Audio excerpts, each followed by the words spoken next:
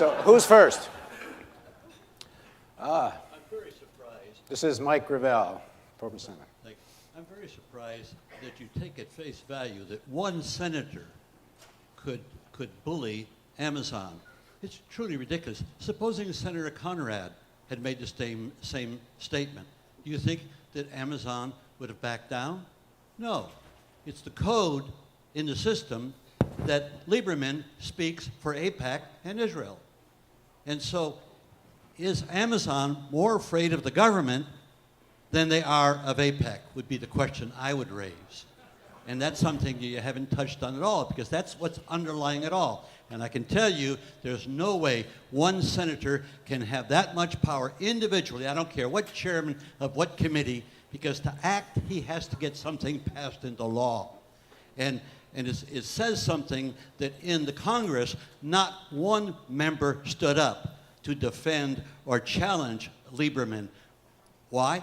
Because they are also beholden to AIPAC. And so the question I have is, what's your comment about AIPAC's influence on corporate America and Silicon Valley?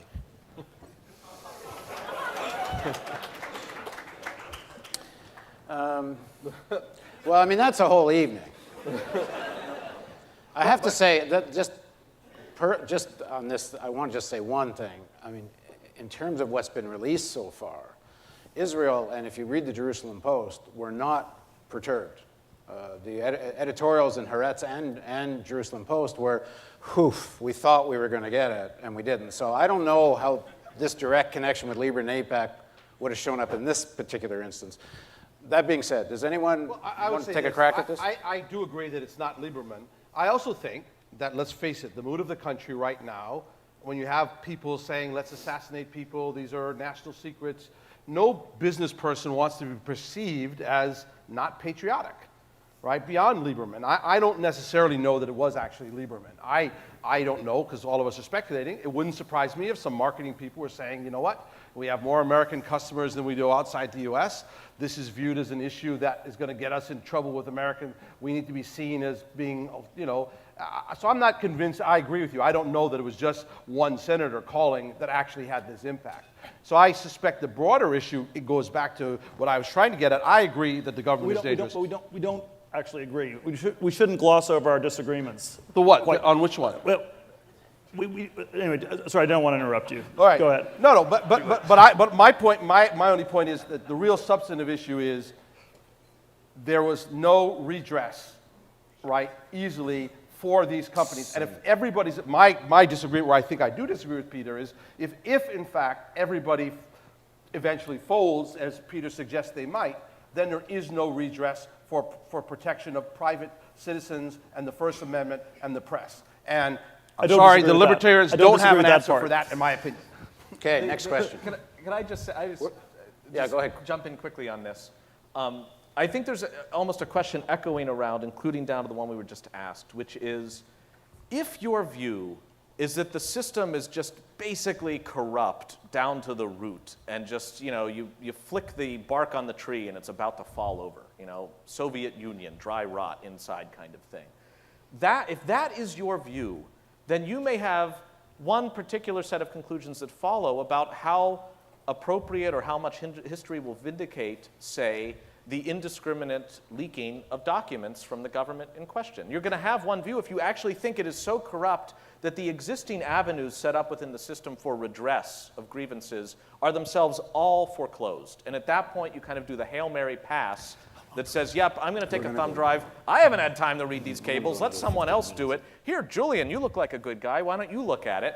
That is one outcome. And I've heard, in many ways, I agree with some of your points about the ways in which we've had too much of a push, thanks to fear, towards sort of a national security state we don't want. And there are many people within the state, that national security state, charged with making it happen, who have their own qualms about it and have made their views known.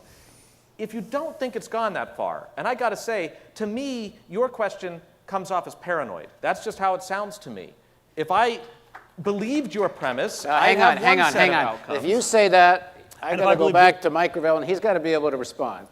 And Yeah, sure, that's fine. I'm more than happy to do that. No, no. In fact, I invite you to the Real News Network, and we will have this full But conversation. But you can't go yes. after him now. And I'm he just doesn't- saying to my ear how it sounded. I'm not meaning to. That was not a substantive Yeah, but rebuttal no, of your JV, he's accusation. right. No, It but was you can't say that without him being able to respond. So I'm going to respond.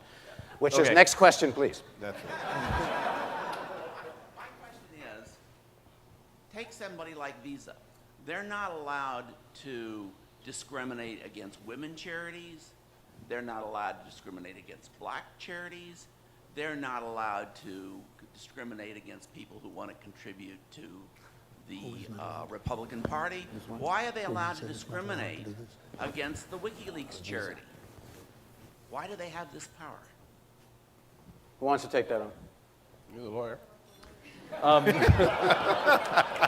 If I don't want to answer the question, all I have to do is say you're paranoid. But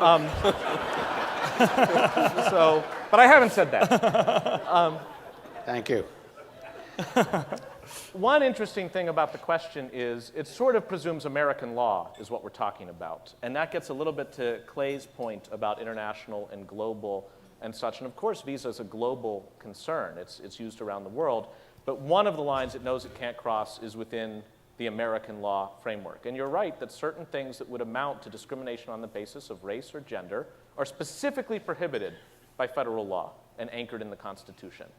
But aside from those few handful of red lines, I think actually, unless somehow it's an antitrust issue or we get to Marsh v. Alabama again, if Visa decides they don't want to process any payments to any company beginning with W, they're entitled to do it. They don't want to give it to Republicans, they're entitled to do it. But of course, they might not do that because that's going to cost them money.